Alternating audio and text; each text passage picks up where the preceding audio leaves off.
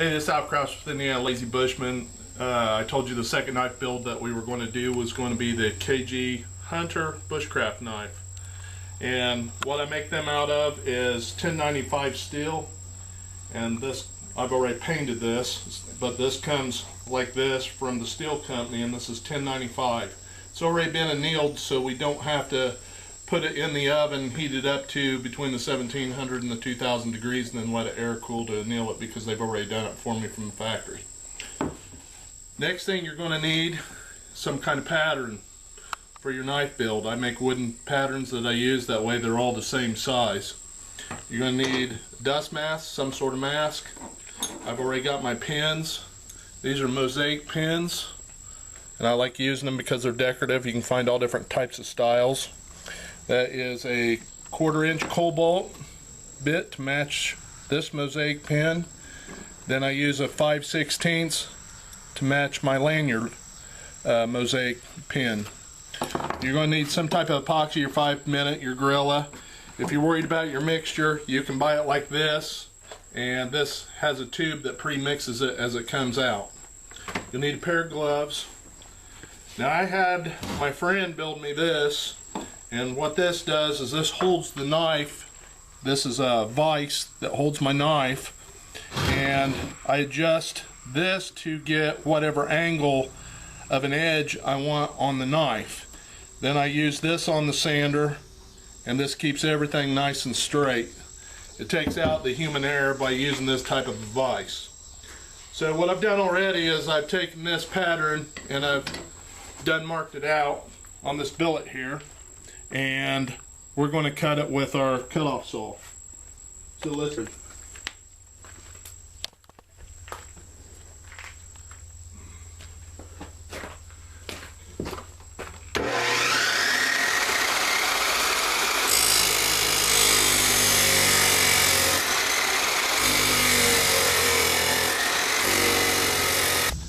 Now that we got our piece of steel cut and marked, we're going to take it over to the vise, and I'm going to put my mark on it. I don't have a traditional stamp like some of the knife makers have yet, and so what I use is a Dremel tool with a diamond bit on it to make my mark.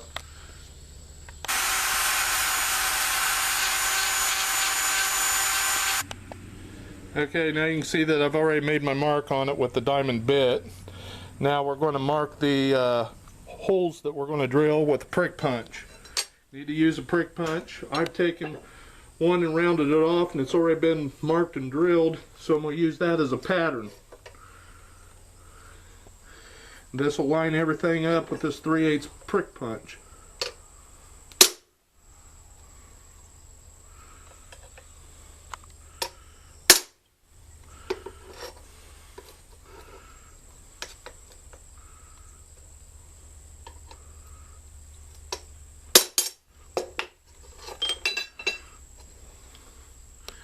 Now you can see the marks I made that will guide the drill down through it and not let the bit slip around on it. So now we need to go lock it in the vise and get started. Okay, I got a laser that lines this up, lines my drill bit up. You don't have to use one, you just get it lined up. Remember, you're going to be using some sort of cutting oil. You want to put it on plenty good. I have the belt set on this drill press to the lowest setting. So we're going to drill these holes out now.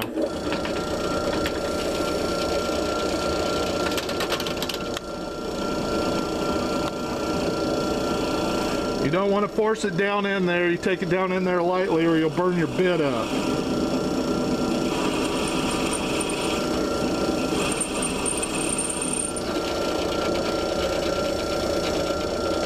Make sure you use plenty of oil. This keeps your bit sharp and keeps it from burning.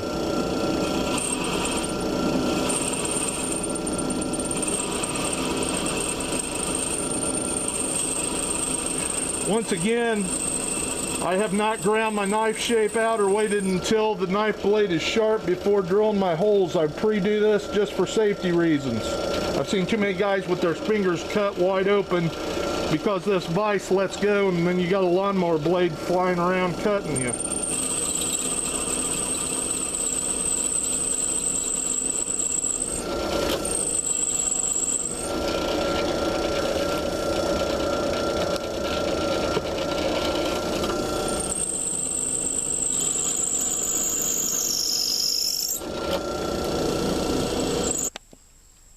Alright, now we got our holes drilled for our pins. Now it's time to shape the knife. Once again, I want to reiterate the safety. Drill this while it's marked. Don't wait till you got the edge ground or you got it ground into the shape, because you got a weapon that can hurt you. It still can hurt you in this shape, but it's a lot safer to drill it out and do it. Now we're going to shape our knife on the grinder. Keep yourself a bucket of water. You'll want to wear a long sleeve shirt. Some old shirt, because of the spark coming off, can burn you.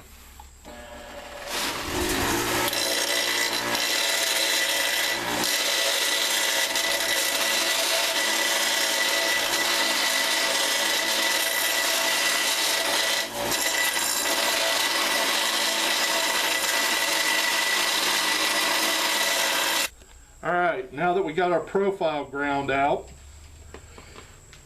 steel comes from the factory with a rough edge on it, plus what we ground is rough.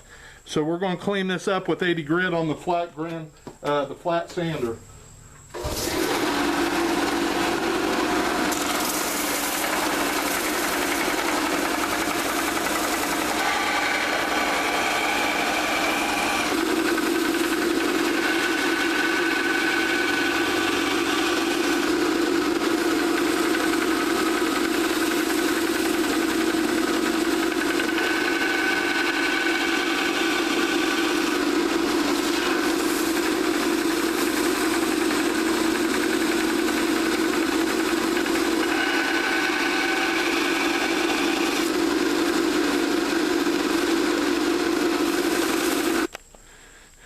Alright, we got her cleaned up on the belt sander there. Got a nice smooth edge. It's time to put it in the knife vise and we're going to start grinding the edge. Alright, this is what the knife looks like after I've got it all locked up in the vise. Once again, this takes out human error on grinding on both sides so that one side doesn't ground down more than the other side. The next thing I do is I take a Sharpie and I mark the top where I want the grind to start on both sides. So I have it marked there, and that's where my belt sander is going to hit and go down through. Then I apply some oil to the bottom of this, and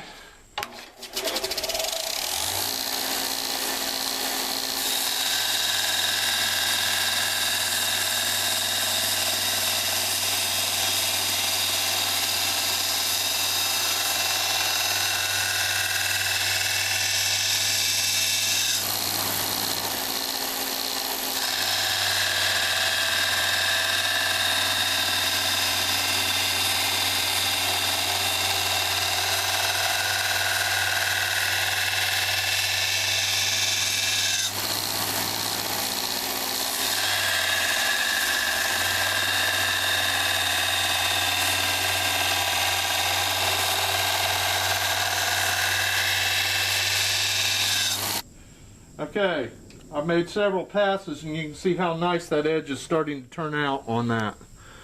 Once again, this vise takes out all the human error, and I can do it with my bare hands because I'm not touching the knife, so therefore my hands aren't getting hot. You just want to be careful and not overheat your blade. But that's what it looks like now that I've started grinding. I'll finish grinding this and get back to you. Alright, here's the KG Hunter Bushcraft Knife done and ready for tempering. If you notice, I did a Scandi grind on the one bushcraft knife. The other bushcraft knife, I did a more wider grind on it just by adjusting that adjustment on the back of your knife vise while you're grinding. That's what it does. So that makes the two different type grinds on your knife. I also wanted to cover one more thing real quick when we get into tempering this, or hardening this and quenching this. The last video that we did with the file knife, when we hardened it and quenched it, whenever you're quenching with your vegetable oil, unless you've got a heated garage that you're working in, remember that that vegetable oil is going to be the same temperature as the outside. So what I try to do is I'll take a big bolt like this and I'll heat it up, and I put it down in my vegetable oil and warm it up. Because if you think about it, in the middle of winter time, you got ice cold vegetable oil and you're taking a hot knife and putting it in it, which could cause crack, warpage, more so than having it heated. So remember to heat your vegetable oil along with the season. So if you like that video, stay tuned for the next one. We're going to temper that knife blade. So give me a thumbs up, subscribe. Thank you.